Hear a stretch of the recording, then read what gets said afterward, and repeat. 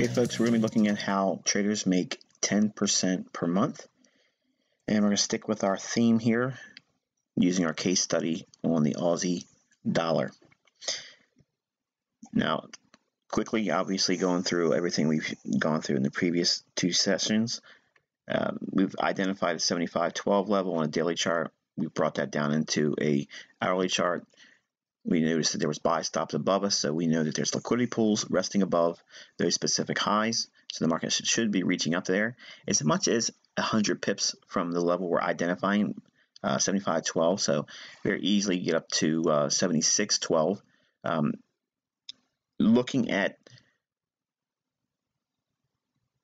the 15-minute time frame, as we've shown earlier in this series, we've shown that there was a buy set up at 75.12 on the daily chart. We had a old low. Everything that we referred to and what to focus on in September, everything is being identified in this specific case study. We don't really require the market to give us an hourly setup to get in and use that risk. We can use a 15-minute time frame and use the framework that price gives us on that specific time frame relative to what you see on a 15-minute time frame. Obviously, the risk can be reduced from what would be seen on an hourly chart, and then just as well, the 15-minute chart can be reduced down into a 5-minute chart, and we identified where the stop could be in relative terms to the bullish order block. And we also framed out where 3-to-1 reward to risk ratios would unfold, and it happened to be right below our first area of buy stops, or the 5-minute liquidity pool. Now, this is nowhere near the level of the objectives we identified, just framing the trade on an hourly chart. I'm just giving you the context. What if we were to look at the market like this and say we traded this particular pair and we had a 2% risk on the trade? If we had 2% on the trade and the market trades up to this high where the buy stops are, that's a liquidity pool, the market should respond off of that 75.12 level because it's a daily chart reference point or bullish order block. If we take our 2% position and take half of that position off as we get 3-to-1, notice it doesn't have to even blow out the buy stops here. These buy stops don't even have to get blown out. This is 3-to-1 reward to risk. So we can take first profit and bank a 1% times 3R.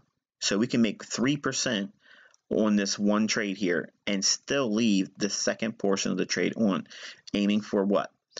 Those liquidity pools referenced on the hourly chart. Now, as price explodes and goes through those buy stops, obviously you can see going up to a 15-minute time frame, now we can go and look at higher liquidity pools, reaching into higher and higher grade liquidity pools until we get to that hourly chart. But for right now, just simply look at what's already happened. The framework we used for the 5-minute chart that we've outlined in the second session, that model on risk allows us to have 1, 2, 3, 4, 5, 6, 7, 8, 9 R. In other words, we made $9 for every $1 risk, just reaching into the 15-minute buy stop liquidity pool. The liquidity pools that we saw on the hourly chart, that's what's being identified for our objectives. But now here we have a crossroads. You know, can we take some of the position off here, or do we leave the second balance of the original position of 2%? We only have 1% remaining on.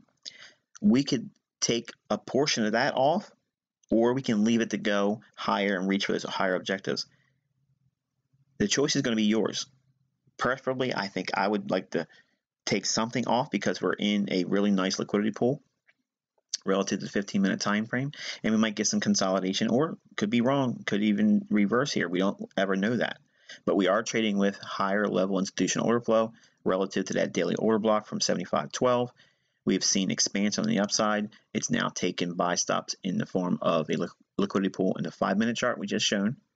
Then now we see the 15-minute liquidity pool in the buy stops over here. That's been violated. So we've already seen 9-to-1 payout, which is astonishing by any measure. And then letting the price go a little bit further, once we clear this buy stop, the area over here would be reached into as well. And we'd have 15R as well. Now this is the liquidity pool that we're resting around that same hourly basis. I'm just viewing it in terms of the 15-minute chart. You can see the expansion that's available to you when you look at the market, framing it with very low risk. Very low risk. Now, notice also, we took first profit at a multiple of 3-to-1. So we made $3 for our $1 risk. As soon as we did that, we've already made 3% on the trade with ultra short-term risk, less than 10 pips. That was it, less than 10 pips. But let's just say we framed the trade with a little bit more than that. Say we used a little bit more comfortable stop. Say it was a 20 pip stop. Could that still pay out in handsome rewards? Why wouldn't it? Obviously, the market reaches above the stops. We know that the market reaches for 10 and 20 pip grades for stop sweeping. We have the old high back here. And price just gets real close to it, but expands right above where we would expect to see price reach for. Here's what I want you to focus. The potential range was about 100 pips from where we were looking at buying and where we thought the price was going to go. We don't need the absolute high and we don't need the absolute low. We're looking at the lion's portion of the move, about 100 pips. Let me ask you a question. Do you think you'll get every pip of every potential range you identify as potential profit? If you're insisting on it, you're going to be frustrated. But you don't need that. What happens if you just had half of the range? Would you be disappointed? If you say yes, you would be disappointed. My question is why would you be disappointed? Is that better than what you're doing now? As a new trader, it's probably going to be very easy for you to say, well, that would be better than I'm currently doing now.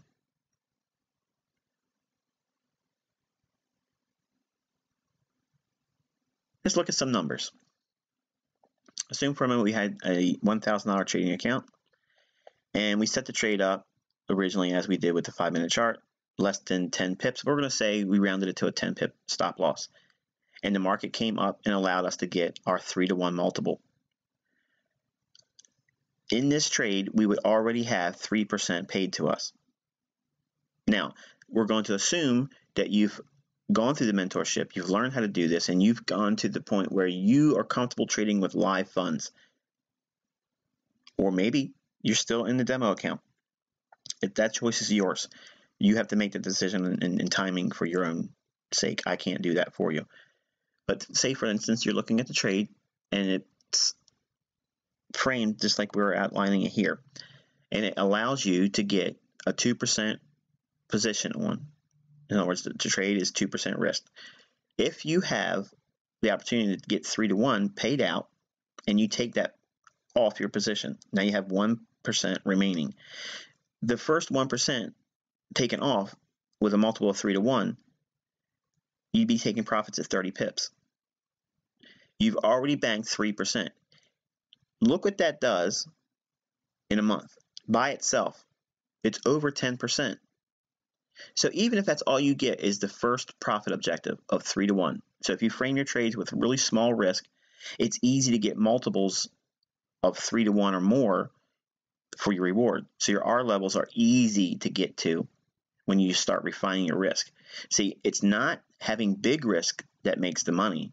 It's having the small risk that makes the money. That's the real secret. The fact that you need to be able to frame your trades on levels that should see institutional sponsorship. That means should the banks propel price higher or lower because it's off a daily chart or weekly chart or monthly chart. Those levels are going to be highly impactful in terms of price action. They're going to drive price higher and lower relative to those levels because that's where the real orders are. It has nothing to do with your indicators. It has nothing to do with your supply and demand or your theory on price. It has nothing to do with that. It's where the orders are. And the orders are going to be around monthly, weekly, and daily levels. Now, what if you let the portion of that second half go and you only got half of that 100 pip range? Remember, we were looking at that setup. It was potentially 100 pips available to you. But say you only let it go 50 pips and you just couldn't bear to hold on to it, and that's all you could do. Or you did something that got you stopped out early. Okay, you trailed your stop off too aggressively, and you only managed to make 50 pips out of that. Now, this is assuming you've already taken that first 1% off. This is the second 1% that's remaining on the trade. By itself, if you collapse at 50% of that 100 pip range we were looking at, you're tacking on another 21+% for the month. If that's all you're doing week after week, if you're getting scenarios like this, one trade, you're focusing in tightly, watching one setup, and you are milking it for everything that it's worth, keeping the risk small and looking for higher time frame objectives. If you do that, you're looking at 21+%, what it's going to call 21, plus your original 3% on the first half of that trade. So really, what are you making? And you didn't even get the entire 100 pip range. Now think about that. We used the same scenario where we used a 10 pip stop and we let the second portion run after 3-to-1 was taken off at 30 pips. Then we let the remaining portion run and say we only managed to get half that 100 pip range. Who would be upset? Would you be upset with that? I don't think you should. If you are, it's greed. You can't allow greed to do this to you. Now, what happens if you get the entire 100 pip range? Say you get your 100 pip takedown. No, one shot, one kill. You get it for the entire week. The second portion of that trade nets you over 46%. That's in 1 month, okay? If you let this continuously pan out and you do this every single week and you're looking for one shot, one kill scenarios and you get 100 pip objectives taken down on the second portion of your trade, remember, you're already taking partials off at 3-to-1. So you're taking 1% off. If every trade you take is 2%, once you know what you're doing, you scale off 1% at 3-to-1, and you wait for the second portion to reach for these higher time frame objectives. That's how you make a lot of money. You pay yourself initially, get paid, pay the trader. Take partials. Don't listen to people that don't make money. You have to pay yourself because you don't know if your trade's going to pan out. But once you get 3-to-1, you're already living in an environment that pays exceedingly well. Think about that. If that's all you managed to do is get first objective at 3-to-1, and it's all you ever did, nothing ever panned out beyond that, who would be complaining about that? Only folks that are demanding precision beyond your personal efficiency right now. You can't do it. You don't have that level of efficiency yet. You can grow into that over time, but you have to allow that time to take place. But if you get these one-shot, one-kills where you're looking for a nice weekly trade of a 100 pip range, you don't need the 100 pip range to pay you out handsomely. But if you go in aiming for it, once in a while, you'll hit it. And we'll just play devil's advocate for a moment. And again, we're going to assume for a moment you did. You're able to take down 100 pips a week. It may require you to do another trade to pan out to get to that 100 pips. I'm not telling you to force yourself to get 100 pips every week, but it may require you to do a second trade or a third trade. Or you may take another trade and it reduces you down to just this. You can lose. You're going to have encountered barriers like everyone else does in trading. But if you're making your second portion of your trade pan out and you're reaching for higher time frame objectives like we just framed with this trade, a low risk trade that's been framed on a higher time frame premise with the things that I taught you to focus on the month of September's content, the second portion of the trade will always make more than the first. Obviously, you're getting out early with a partial. But the partial is not a weakness. It's not an impediment to you making more money. When traders or educators or other folks say that you're taking off some of the trade before it gets to a profit objective that you've had in mind beforehand, that's coming from someone that does not make money consistently. And I'm telling you, because they're forcing themselves to hold on for their ultimate objective, and they're too black and white. In profit taking, you have to pay yourself when it's available. If you're binary, it's all or nothing, you're never going to be as good as you think you are. Believe me, I'm very proficient with price action, but I don't demand everything all off at my profit objective, my higher end profit objective.